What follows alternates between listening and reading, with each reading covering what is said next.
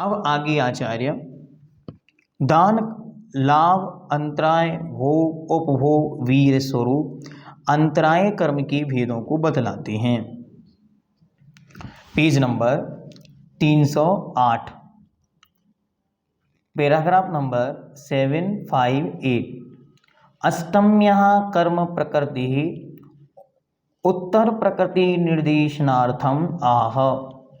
आठवां जो कर्म है अंतराय, उसकी उत्तर प्रकृतियों को दिखलाने के लिए या दिखलाते हुए कहते हैं। दान, लाभ, भोगोपभोग वीर्याणाम। दान, लाभ, भोगोपभोग वीर्याणाम। सूत्र नंबर 13। दान, लाभ, भोग, उपभोग और वीर्य, ये पांचों अंतराय कर्म के भेद हैं। 759। अंतराय अपेक्षया भेद निर्देशः क्रियते। अंतराय की अपेक्षा भेदों का निर्देश करते हैं। दानस्य अंतरायो, दान का अंतराय, लाभस्य अंतराय, लाभ का अंतराय इत्यादि। मतलब भोगस्य अंतराय, भोग का अंतराय, उपभोगस्य अंतराय, भोग का अंतराय, वीर्याणाम वीरस्य अंतराय, वीर अंतराय, वीर का अंतराय। अंतराय शब्द क्या है? अंतराय शब्द का अर्थ ही है विघ्न। तो दानस्य, दान का विघ्न, दान अंतराय, इस प्रकार लगाना। दानादि परिणाम व्याघात हेतुत्यात् व्यपदेशः। सूत्र दे दिया कि दान आदि के रूप जो परिणाम है, दान रूप, लाभ रूप, भोग रूप, उपभोग रूप और वीर रूप, उन परिणामों का जो व्याघात करता है, अर्थात उनको रोकता है, उनमें विघ्न उपस्थित करता है, उसी का नाम यहाँ पर अंतराय है, या वही संज्ञा यहाँ पर मिली है। इसलिए इन्होंने मात्र सूत्र में दान शब्द का प्रयोग कर दिया, मुख्य रूप नहीं दिया कि दान अंतराय। शब्द तो ऐसे ही बनने चाहिए थे, लेकिन दान में जो व्याघात उत्पन्न कर रहा है वो पहला बन गया दान अंतराय, ऐसे। अब एक एक को बतलाते। यत् उदयात् दातु कामो अपि न प्रयच्छति। क्या पंक्ति कही? जिसके उदय से देने की इच्छा होते हुए भी न प्रयच्छति, नहीं देता। देना तो चाहता है, मन में भावना है, लेकिन देता नहीं है। जैसे कई बार आपके साथ घट जाती, जैसे कई बार हमारा मन है कि आज हम मुनि महाराज को आहार देंगे, और पूरी व्यवस्था के साथ गया, चौका लगाया व्यवस्थित, लेकिन कोई मुनि महाराज नहीं आए। फिर उसने सोचा अपनी सामग्री एकत्रित करें और अन्य स्थानों पर जाके और किन्हीं महाराज को दे आएंगे, तो किसी महाराज ने नहीं लिया। तो देने की पूरी इच्छा है, लेकिन दाता ही नहीं मिला, पात्र ही नहीं मिला। दाता तो है, दाता की पूरी इच्छा है, लेकिन कहीं भी देने वाला नहीं मिला। तो देने की इच्छा होने पर भी नहीं देता, यह है दान अंतराय। जब इसका तीव्र हृदय होता है तो सारे प्रयत्न करने पर भी नहीं दे पाता। इसलिए जब देने का मौका मिले तो इस अभिमान में ना आए कि हम दे पा रहे हैं, बल्कि इस भावना में आए कि आज सौभाग्य से हम दे पा रहे हैं। बहुत अच्छी तरह जीवन भर याद रखना कि देखो, संसार में करोड़ों करोड़पति हैं। क्या? ध्यान से सुनना, करोड़ों करोड़पति हैं जिनके पास अरबों खरबों की संपत्ति है, लेकिन दे वह पाएगा जिसके दान अंतराय का क्षयोपशम होगा, वरना देने में नहीं आएगा। आगे, लब्धु कामोपि ना लभते। लब्धु प्राप्त करने की इच्छा होने पर भी नहीं पाता। इच्छा है आज रसगुल्ले खाएंगे, रसगुल्ले बनवाए, पत्नी को बोला अच्छे रसगुल्ले बनाओ, उसने रसगुल्ले बनाए, तैयार किए, बोले शाम को खाना भी गर्म है। नहीं नहीं, मुझे गरम गरम दो। ठीक है, लाती। वो लेकर आई वहां से, और इतने में फोन आ गया कि जल्दी आओ, और यहां से उठकर चला गया। अब खाने की इच्छा है, सामग्री उपस्थित है, लेकिन खा नहीं पाएगा, तो प्राप्त करने की इच्छा होते हुए भी प्राप्त नहीं करता। ये है लाभ अंतराय। इसलिए ये मत सोचें कि हमारे पास बहुत कुछ धन संपत्ति रुपया पैसा सब कुछ आ गया है सो हम सब कुछ नहीं। एक अन्न का दाना भी कोई किसी भी अपने पुण्य के उदय के बिना, अपने लाभांतराय के क्षयोपशम के बिना खा नहीं सकता। इसलिए मैं तो जिसके घर जाता हूँ मैं तो यही सोच के जाता हूँ, इनका योग होगा, इनका और मेरा दोनों का योग मिलेगा, इनका देने का और मेरा लेने का, तो भोग में आएगा।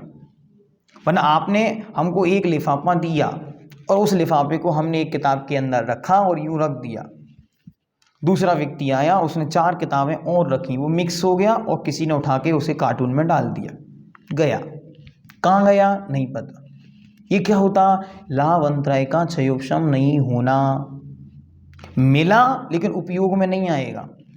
इसलिए ना किसी को हम कुछ दे रहे हैं, ना कोई हमसे कुछ ले रहा है। जो ले पा रहा है ये उसके लाभ अंतराय का क्षयोपशम है, जो दे पा रहा है ये उसके दान अंतराय का क्षयोपशम है। यदि बाधा उत्पन्न हो गई तो ना आप देने वाले कोई होते हैं और ना वो कोई लेने वाला। आगे, भोक्तुम इच्छन अपि ना भुंक्ते, भोगने की इच्छा रखते हुए भी नहीं भोग पाता। कई बार अच्छा भोजन बनाया, सारी व्यवस्थाएं तैयारियां की, लेकिन ऐसा कार्य आ गया भोजन नहीं कर पाया।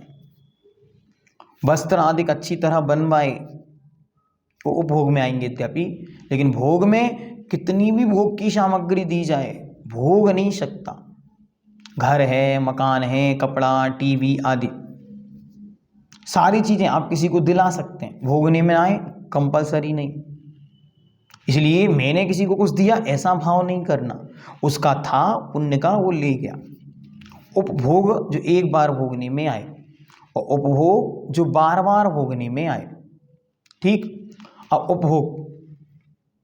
उपभोग तुम अभिवांछन्नपि नो ना उपभुंगते, उपभोग करने की इच्छा है लेकिन उपभोग नहीं कर सकता।